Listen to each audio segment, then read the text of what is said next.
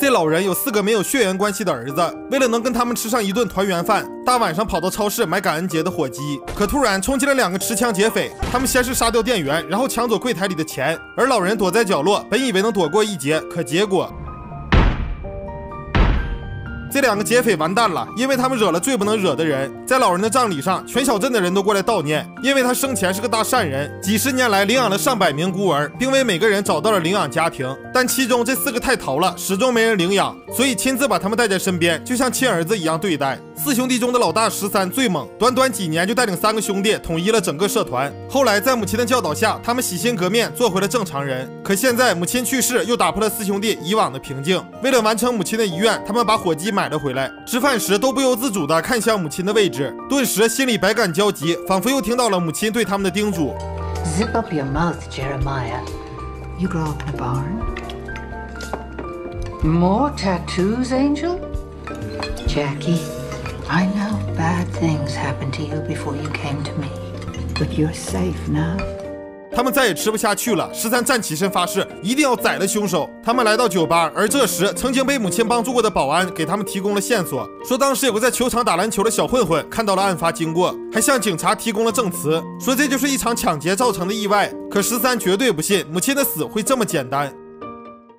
身为曾经的社团大哥，13压根不相信警察，于是带着2个弟弟找到小混混，直接在身上倒一桶汽油威胁：“快说那天的凶手是谁？”小混混懵了，啥情况？大哥，你说啥呢？我不知道啊。案发时间是晚上11点，那篮球场10点就熄灯了，我能摸黑打篮球啊？案发经过我根本就没看着。3兄弟听后带他去篮球场，果然那灯在10点准时熄灭了。这时13更加断定自己的猜测，因为很多职业杀手都会用抢劫的名义完成刺杀任务，最后再用钱找人做假证。 第2天一早，他们来到超市，找老板调出案发当晚的监控，发现当时母亲明明躲了起来，可劫匪拿了钱后并没有离开，而是走到母亲面前。看来母亲的死并不是意外，那到底是谁能对母亲下如此毒手？就在几人疑惑时，老板跟他们说，案发当天有一个目击证人向警察提供了证词，然后那人大概长啥样也说了，还说他经常在对面球馆打球。4兄弟听完，愤怒地走出超市，转眼就直接杀到球馆。13用他道上的方式询问众人线索，突然一个小黑被吓得小脸刷白，快速起身离开球馆，可最后还是被他们抓了。他立马交代说，那人是他表哥。13率先赶到公寓，看到炸炸毛直接举枪，让他立马走到自己面前。没想到炸炸毛真的很炸，冲回房间绑上一根绳子，顺着就下去了。13的暴脾气上来，抄起指甲刀，嘎嘣一下砍断绳子。在兄弟们的逼问下，他承认自己向警察做了伪证，确实有2个杀手给他收买了。为了保命，他说出了杀手的行踪。很快，兄弟几人根据线索直接来到酒吧。 这2个杀手嗅觉特别灵敏，发现不对，立马开枪制造混乱，然后开车逃走。3兄弟也紧忙追了上去。他们你追我赶，在大雪天溜滑的公路上，2台车上演了《速度与激情》的飙车大戏。最后由于雪太大看不清路，杀手的车被撞翻，飞出几10米开外。可面对逼问，他们非常讲职业素养，一顿胖揍还是不肯说出半个字。没办法，只能送他们驾鹤西游。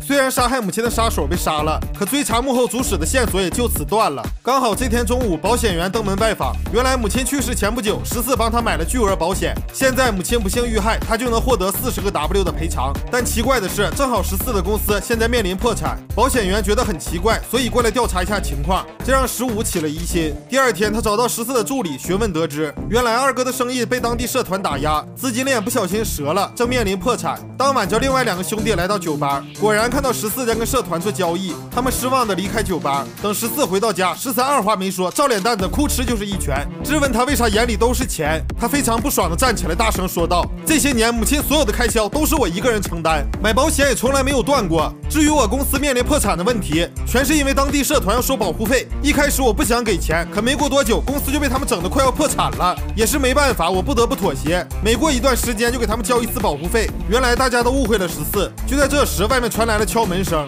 16前去开门，可意外却发生了。男人打开门，却看到敲门的人莫名其妙的对他挑衅，还用雪球砸他脸。16长这么大，还以为是跟他打雪仗呢，抓起一把雪就找人玩去了。可结果那人一转头，迎接16的是一把沙鹰。听听到枪声，兄弟们出来救人。在蒙面人准备补枪的时候，13开枪给他崩了。这时一辆黑车停在附近，从上面下来一大帮持枪的蒙面人。16被吓得赶紧往家跑，可已经来不及了。他被一顿疯狂补枪，对方火力太猛，兄弟们只能躲进家里。再看蒙面人，压根没打算放过他们，直接把房子打成了马蜂窝。兄弟3人找机会开枪还击，还别说真放倒几个，可没一会儿子弹就打没了。这时13趁一个人换子弹的时间，迅速捡起块砖头砸在对方脸上，随后跟他近身肉搏。就在他疯狂发泄怒火时，一辆破车飞速驶来，14在关键时刻把对方撞飞，危机暂时解除，可16却再也醒不来了。再次失去亲人，他们十分痛苦。很快佛伯勒赶到现场，小黑表示非常抱歉，因为局里的2把手小白早就成了社团大哥的小弟，但没有确凿的证据办他。而老母亲发现社团勾结上级一起打压14的生意，所以他才去偷偷调查了社团。掌握证据后，他前往警局报案，却被小白销毁了记录，还把消息告诉了社团大哥，这才导致母亲被灭口。得知真相，兄弟们商量一个完美的计划，他们分头行动，15率先潜入小白家里将其控制，另一边让女友负责报假案，谎称自己男友要杀害警察，那表情看得跟真的一样。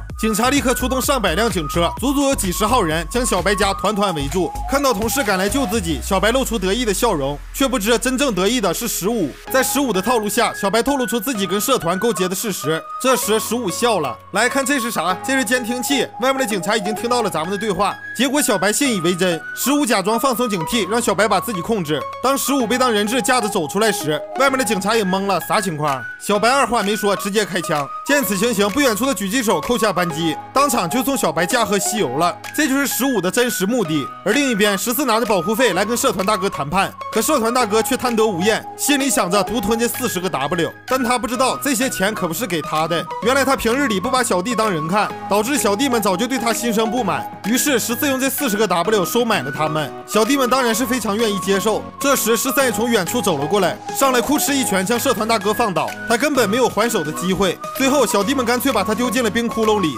大仇得报，3兄弟重新装修房子，在这里过上了平凡的生活。Thinking about it, Mom.